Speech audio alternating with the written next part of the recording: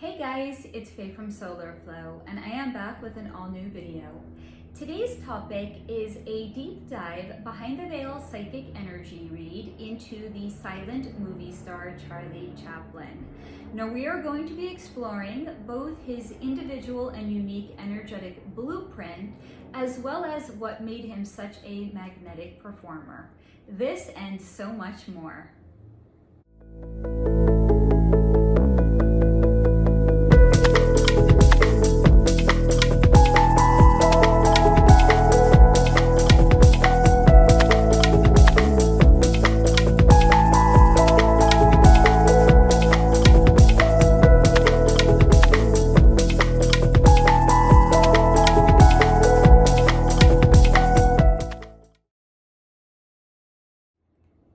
Now, before we get into the energy reading portion on Charlie, we're going to start by exploring some three-dimensional information about his life that was acquired directly off of his Wikipedia page.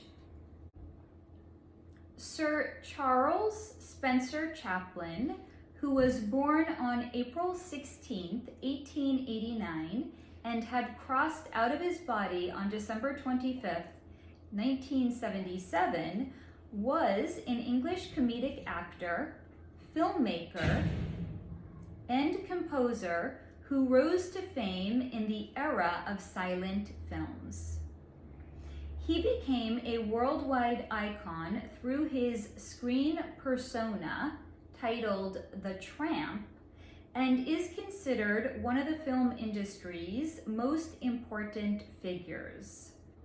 His career spanned more than 75 years, from his childhood in the Victorian era until a year before his death in 1977, and encompassed both accolades and controversies. And you guys know I am here for the controversies. I was like, let me get to that in quick. But before we get to that, here's some background on his childhood. He was an impoverished child with an absent father who was sent to a workhouse starting at the age of 9 years old. Now, a workhouse is a location where a child gets basic room and board and food, and in exchange for that, they work. At 14 years old, his mother was committed to a mental asylum in which she would stay on and off for the majority of her lifetime. Now, even though Charlie's father was absent in his life, at some point after his mother was committed to the mental asylum, he did go to live with his father for 2 years' time. However, his father was what we would consider a raging alcoholic. And at some point over that 2-year period when he was staying with his father, the equivalent of Child Protective Services was called to the house to do a wellness check on Charlie and his brother. So he did not have a wonderful childhood. Now, his mother and father were both performers prior to marrying and starting a family, so one could say it was kind of in his lineage. And Charlie began performing at a young age, and at 19 years old, he was signed to the Fred Carno Company, which took him to the United States. He was scouted for the film industry, and as early as 1914, he began appearing in films. By 1918, he was one of the world's highest paid actors, earning $1 million per film, which is the equivalent of $20 million per 2025 standards, taking into account inflation. In 1919, he co-founded the distribution company United Artists, which gave him complete control over his films. His first sound film was a 1940s film titled The Great Dictator, in which he had satirized Adolf Hitler, and at this time, Charlie Chaplin's popularity began to decline, in addition to the fact that he was in his 30s and he was taking rather young brides. I will share with you that his first two wives, he had married them under the pretense of them being pregnant, and one of them turned out not to be pregnant, and the other one was in fact pregnant, but these were both highly unhappy marital unions. He was married 4 times and he sired 11 children. 3 of those 11 children were sired by his first 3 wives. However, he had the longest relationship and marriage with his 4th and final wife, of which he had 8 children with her.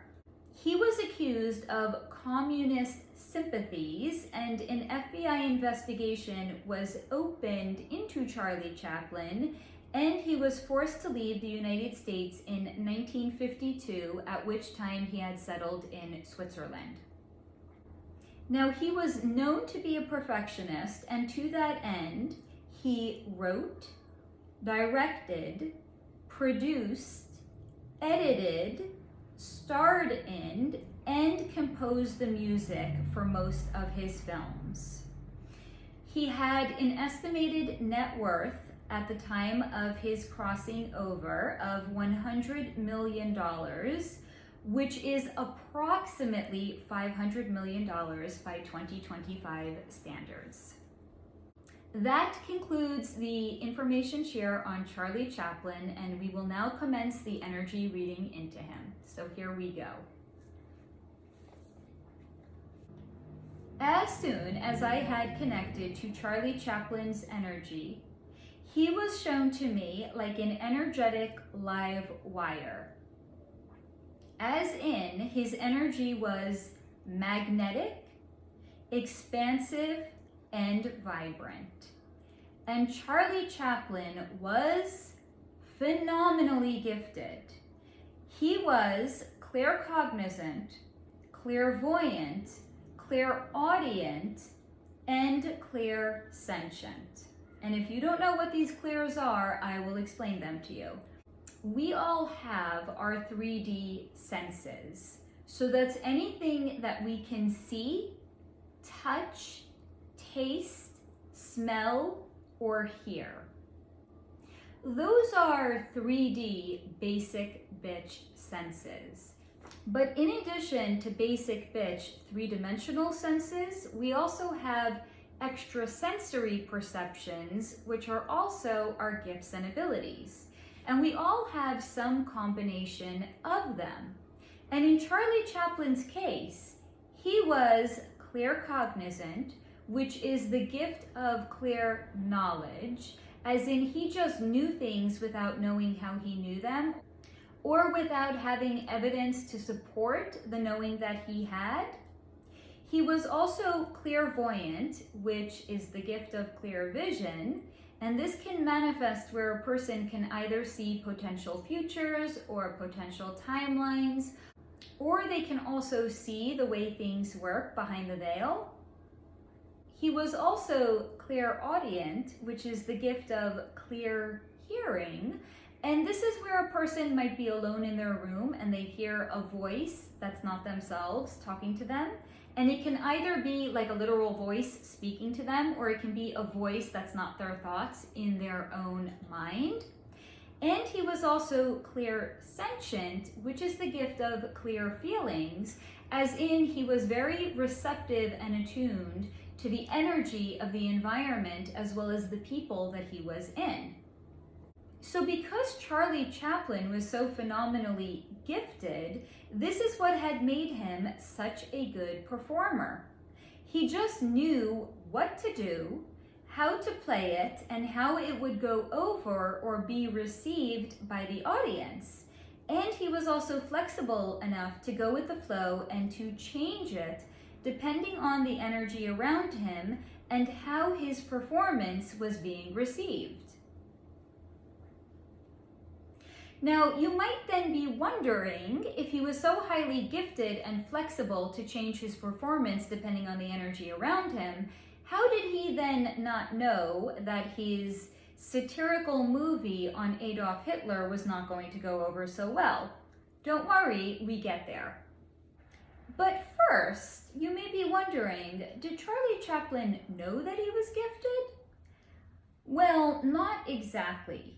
He thought he had good intuition and good instincts, so he was half correct in that regard because his instincts was his connection, in fact, to his gifts and abilities.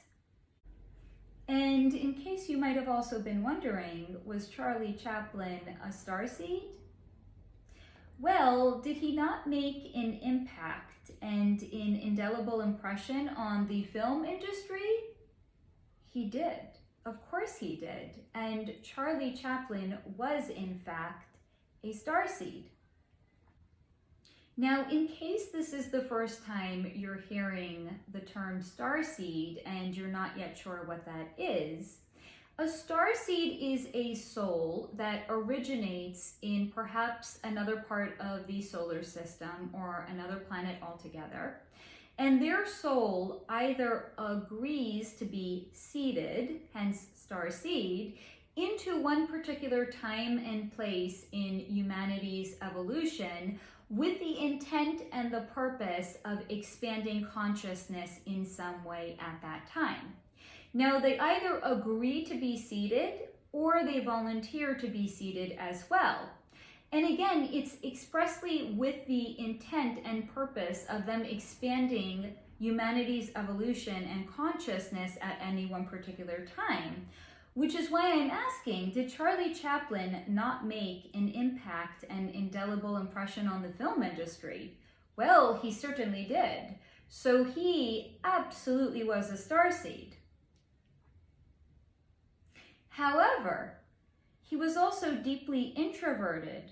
So him performing, while in many ways it came easy to him, because again of his gifts and abilities, it was also deeply challenging to him.